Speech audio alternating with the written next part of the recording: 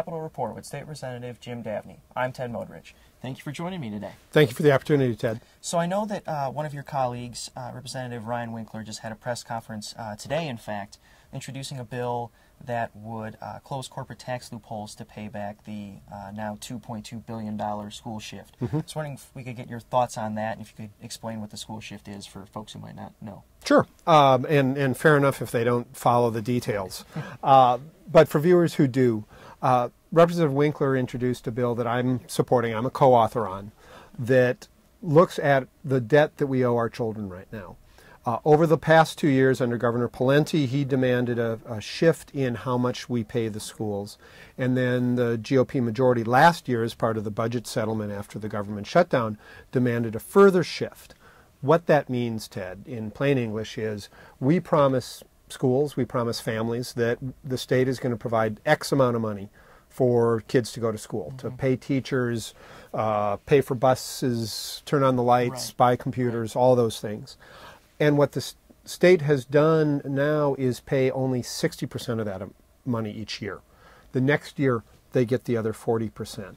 But it's put a lot of our schools into very difficult financial situations because they've got 100% of the bills and 60% of the money. So Representative Winkler and I and others are proposing that we close some of those loopholes that corporations have managed to lobby and get over the years. Close those so that the state gets the full amount of taxes that are due, not something less, and use that money to start paying back this shift. It'll still take a number of years to do it, but it'll give the schools the money they've been promised the year they've been promised it. Right. And I know a lot of schools, as a result of the shift, have had to borrow millions and millions of dollars just to keep the lights on. So they not only don't get all the money they're owed, but they have to pay the banks interest on the money they're having to borrow to make up for the money that they're not getting and are promised. Yep. It's a real problem. Yep. So kind of building off of that, what else has been going on this session with regards to education? Okay. Well, you know, as we see throughout the issues around here, what I'm seeing is an unwillingness on the GOP majority to really roll up their sleeves and get to work. We've got bills that are getting quite a bit of publicity about changing how we lay off teachers. Notice it's not an emphasis on how we strengthen teachers or strengthen our schools. It's what do we do when we lay them off. Right. There's a legitimate conversation to have there, but there's also a lot of devil in the details. And how this actually happens is what matters. Not what politicians say, but what actually happens at the school level. And the author of the bill was unwilling to roll up his sleeves and dig into those details, and was unwilling, when offered some bipartisanly supported language to put in the bill, it was at that point that he ended his negotiations with the DFL and walked away. Just when bipartisanship was breaking out, it doesn't make sense. It does seem rushed as well because there are new teacher evaluation provisions being developed right now from last year's budget that haven't gotten a chance to be implemented yet. Right, and you know, getting the locomotive in front of the train cars is what we should be doing. Right, right. So I know on a more personal note for you, you were just appointed to Governor Dayton's task force dealing with bullying in our schools. Yes. Talk a little bit about that. Very pleased to be working on this area again. We know we've got a real issue of bullying in the state. We've seen some real tragedies around the state, and we also know that day to day a lot of kids are really challenged by what's going on in their schools. The chair of the Education Reform Committee has said we don't need to do anything more on bullying in Minnesota, even though we've got one of the shortest anti-bullying statutes in the country. The governor has said, yes, we do. Just appointed a task force to dig into it. People from around the state with different perspectives, educators, social workers, county attorneys, pediatricians, so we can all come around the table from our different places and look at what do we need to do to make sure that every kid in Minnesota has a safe learning environment, so every kid in Minnesota has the opportunity to achieve. Great, great. Very excited to be picking up that work with the governor. Great.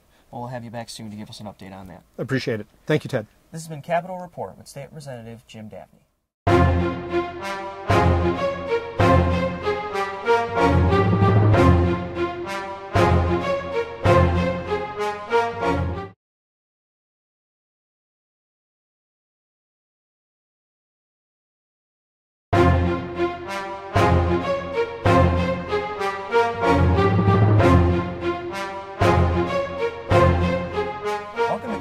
Report with State Representative Jim Davnie. I'm Ted Modrich. Thank you for joining me again today. I appreciate it, Ted. So I know we're more than a month into the 2012 legislative session, and a lot of DFLers have been asking, we've been here for a month, where are the jobs plans? I know you've been talking about that as well. Well, I think, if you follow politics around the country, people are saying, where are the jobs? What's going on? What is the government doing to help strengthen the economy?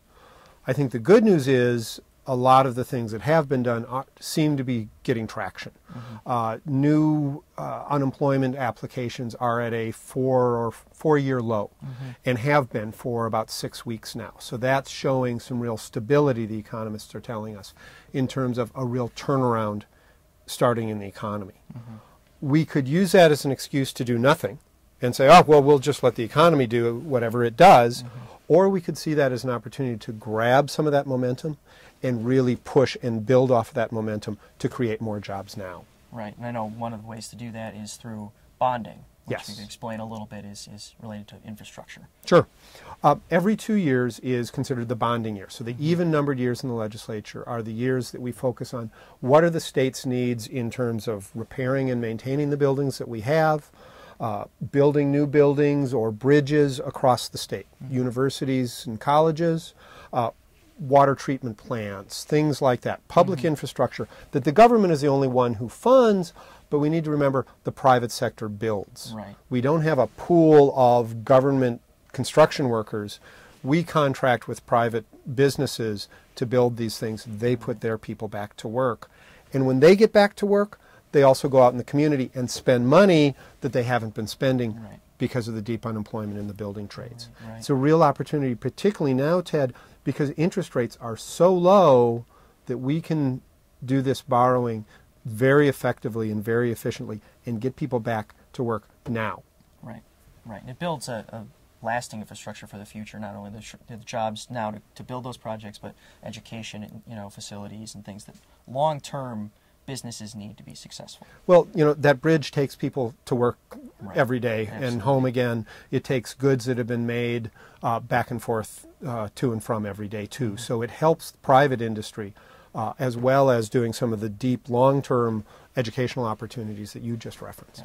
I know a lot of businesses have been complaining that they have openings, but they don't have the people skilled enough to do those jobs. I think there are just tens of thousands in the most recent study that have that same issue. I know there are a couple proposals in the DFL jobs plan that would address that. Can you talk about those? Yeah, what you're touching on, Ted, is you've got people who were laid off a year, 2 years ago, who've been working in a given job, and that job simply isn't there anymore.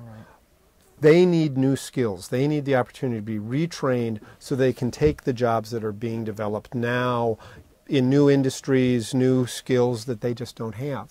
So we've got a couple of proposals to assist people in identifying what those new job areas are, identifying what the education or training they need is, and then supporting them through that so that we can better put together what the people of Minnesota can do and what the businesses in Minnesota need.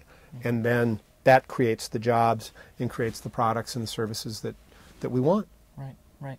Well, I think we're just about out of time for today, but we'll have you back soon to give us an update on these. And I know that during session you have visits from a lot of constituent groups, and you really enjoy hearing from those folks.